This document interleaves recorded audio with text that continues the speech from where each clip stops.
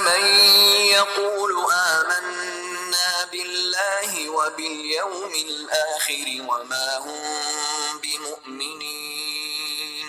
کچھ لوگ وہ ہیں جو کہتے ہیں کہ ہم اللہ پر اور یوم آخرت پر ایمان لے آئے،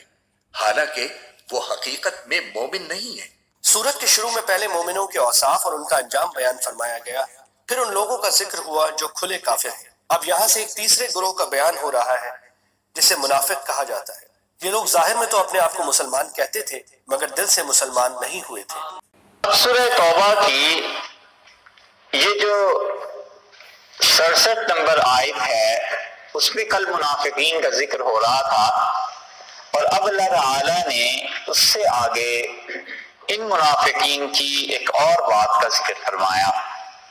بلکہ سارے کے سارے منافقین کے متعلق اللہ تعالی نے یہ بیان کیا کہ ان لوگوں کی حالت کیا ہے اور ان لوگوں کی عادتیں کیا ہیں۔ اور اللہ تعالی نے ارشاد فرمایا کہ المنافقون، وہ لوگ جو منافق ہیں، نفاق میں ہیں، والمنافقات، اور وہ عورتیں جو نفاق میں ہیں، منافقہ ہیں، دغا باز مرد اور دغا باز عورتیں، یہ ہے اس کا صحیح ترجمہ۔ کیونکہ نفاق جو ہے اور منافق انسان جو ہے وہ دوسروں کو دھوکہ دیتا ہے، تو اس لیے فرمایا ہے کہ منافق مرد اور عورتیں بعضهم من بعض، یہ ایک دوسرے میں سے ہیں، یعنی صفت نفاق میں ان سب کا اشتراک ہے کہ یہ سب کے سب نفاق کی صفت میں ایک دوسرے کے معین بھی ہیں اور ایک دوسرے کے ساتھ تعلق رکھتے بھی ہیں، مدد کرنے والے بھی ہیں، اور یہ لوگ اللہ تعالیٰ نے جن چیزوں کو حرام قرار دیا ہے، جھوٹ کو، دھوکے کو، ان سب چیزوں میں ایک دوسرے کے معاون ہیں۔ ان کی کچھ خاص صفات یہاں پر بیان کرتی، اور پہلی بات یہ فرمائی کہ دیکھو ان منافق مردوں اور عورتوں کو، ایک تو یہ سب ایک دوسرے میں سے ہیں، یعنی ان کی عورتیں ہوں یا مرد، حال ان سب کا خراب ہے۔ یأمرون بالمنکر، اور یہ حکم دیتے ہیں گناہوں کا، برائیوں کا، سکھاتے ہیں لوگوں کو بری باتیں، اپنی زبان کے ذریعے سے لوگوں کو بتاتے ہیں اور نفاق کی تعلیم دیتے ہیں۔ نفاق میں مثلا یہ بات ہے کہ جھوٹ بولنا ہے تو سکھاتے ہیں ایک دوسرے کو کیسے ہی جھوٹ کہہ دینا، ایسے ہی غلط بات کر لینا، یہ بھی نفاق کی تعلیم ہے کہ کسی کو بتانا کہ وعدہ بس ایسے ہی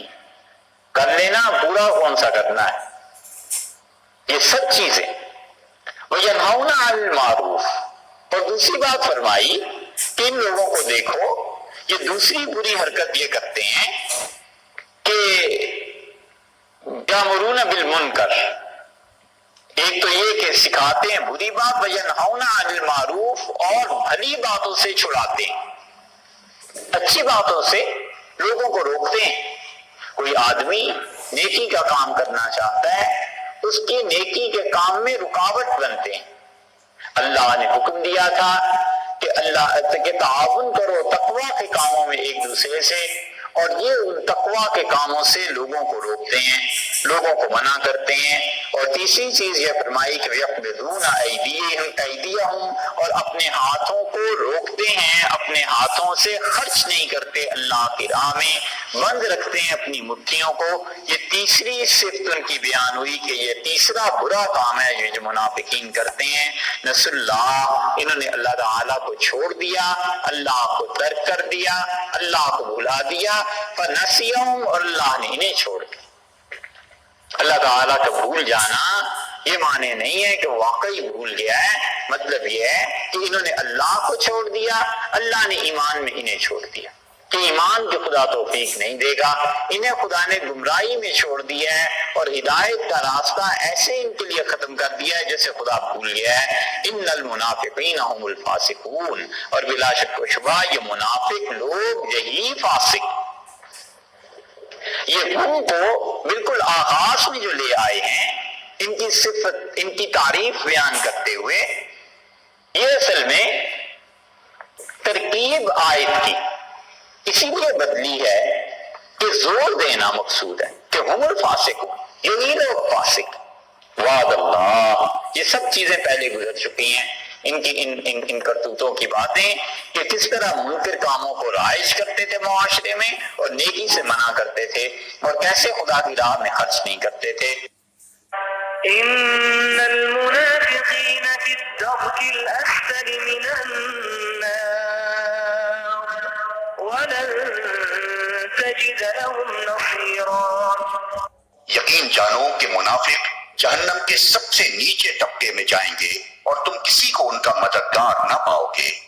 ان منافق مردوں اور عورتوں اور کافروں کے لیے اللہ نے آتش دوزخ کا وعدہ کیا ہے جس میں وہ ہمیشہ رہیں گے، وہی ان کے لیے موضوع ہے، ان پر اللہ کی پھٹکار ہے اور ان کے لیے قائم رہنے والا عذاب ہے۔